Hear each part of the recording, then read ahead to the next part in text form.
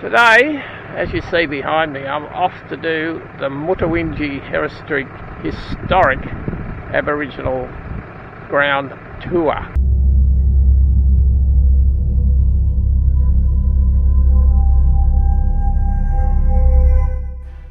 This is the main office ranger station that we will start our tour with the Aboriginal guide to give us a in-depth tour.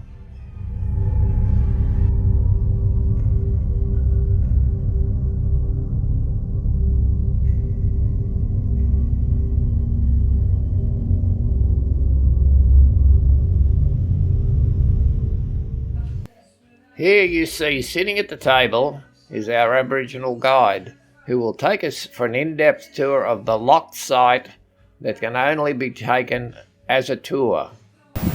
So what we'll see today up in the historic site is the ceremonial area. This is the place where everyone gathered from all those countries, 7 different subgroups under the bark, and then they'd come back to Mutawintji here to do initiation ceremonies and other ceremonial business. So you get to see that carved on the rock. There's lots of artwork up there today, and I'll speak about a lot of the bush tucker and some of the stuff used during the time of when people would gather, just to show you some of our medicine bushes and that sort of thing. And yeah, Mutawintji is also the first park in New South Wales to have a handback. In the 1998, after the blockade, in 1983, we blockaded the historic site, and after that, Mutawintji guides were employed through the National Parks as the Discovery Program to keep the place open. So since then, there was lots of people employed for that, and then towards 1998, when the park got handed back, the Land Council took over the tours and stuff like that. So now we run the tours, do a lot of the cultural heritage protection, and we joint manage the park with National Parks and Wildlife Service. So now we've turned this place into a cultural centre where we're about to go. It is the old visitor centre, and up there we've got a Dreamtime story to show you before we go on the walk. So we'll drive up there in our vehicles now, keep out of each other's dust.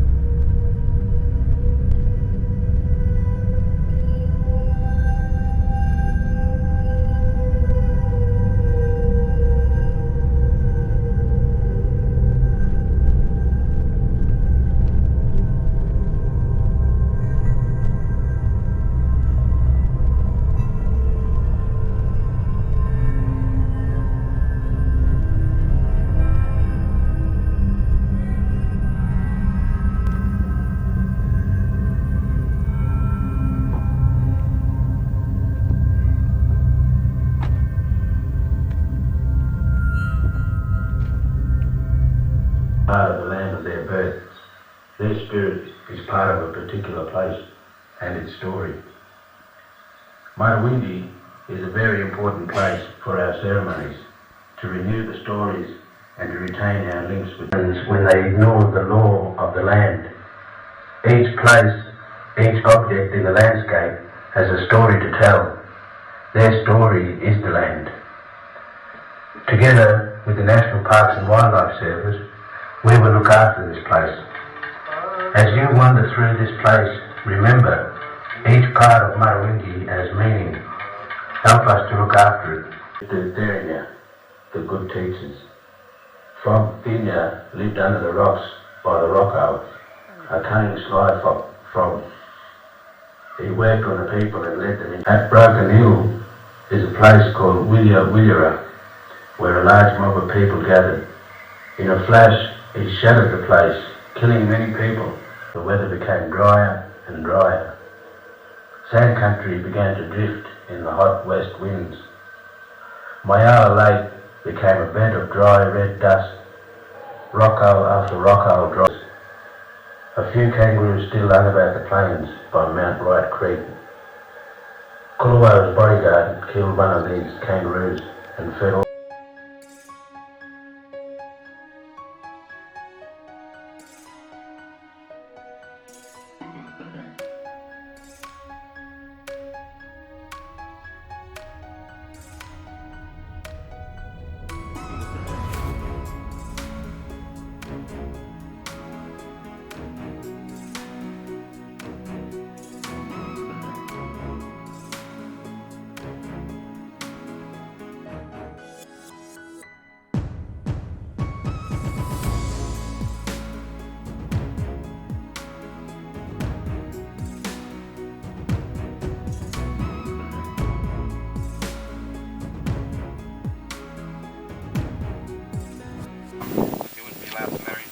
That'll be what the marriage ceremony is for, to disperse all of that and keep it out of the bloodline, keep it pure. How far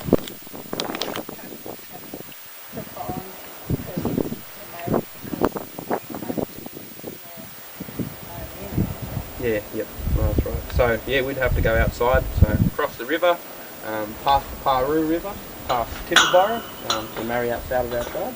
Yeah, we'd have to marry into one of those other groups just outside of that. We can travel to the barrier ranges and probably marry into the Bulali further down south. Go this way, go east toward Wiradjuri, Gamilaroi, right up the river as well. So the men go. Look after it. He takes his daughters up to some of the sites just to check if the goats haven't destroyed them and that. Yeah, so that they go right through the park onto the neighbouring properties. Yeah. Always something washing up after the rains or something there.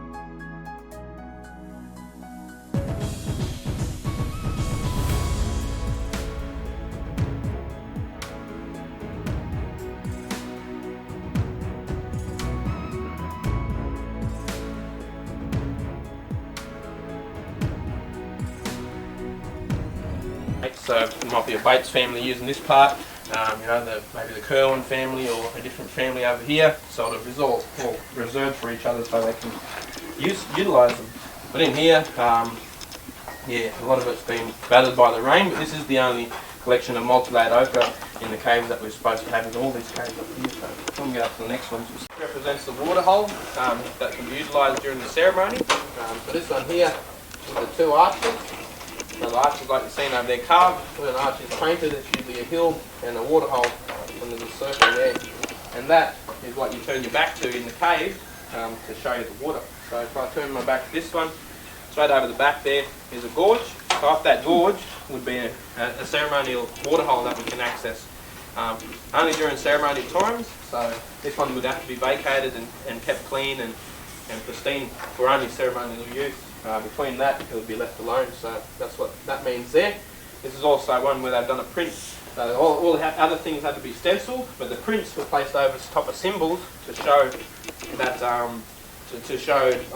what was that use of that certain symbol or that water hole. So if that's a water hole with a hand on it, it's probably saying only men are allowed to utilise that, because we know that the men's area is in that gorge. So only men are allowed to go up there.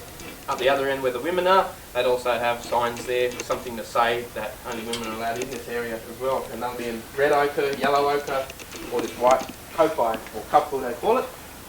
Is that mixture of probably ground quartz that makes a really bright ochre.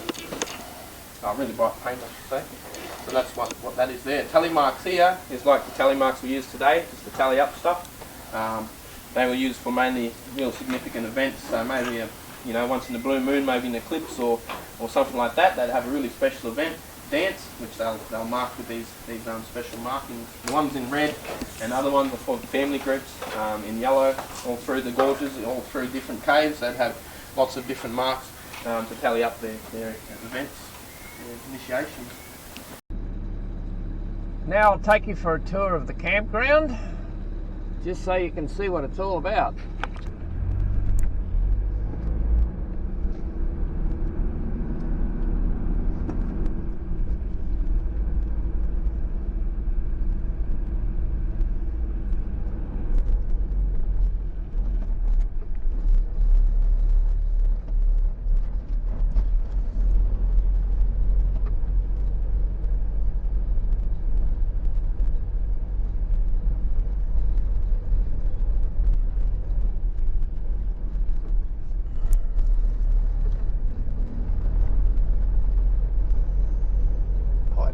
Somewhere.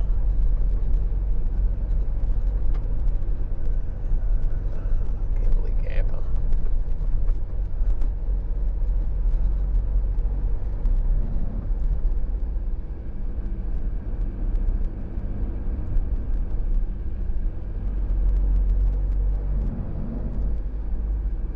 Bikes.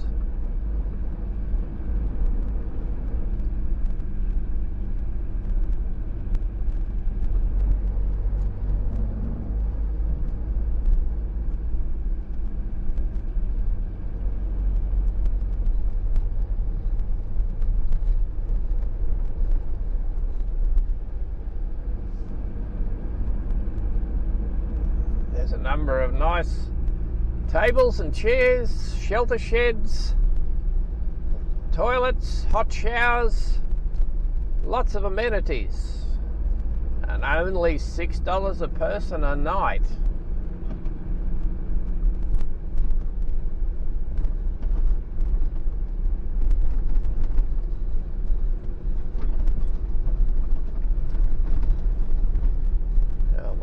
This is my camp here. I'm all set up for a couple of days.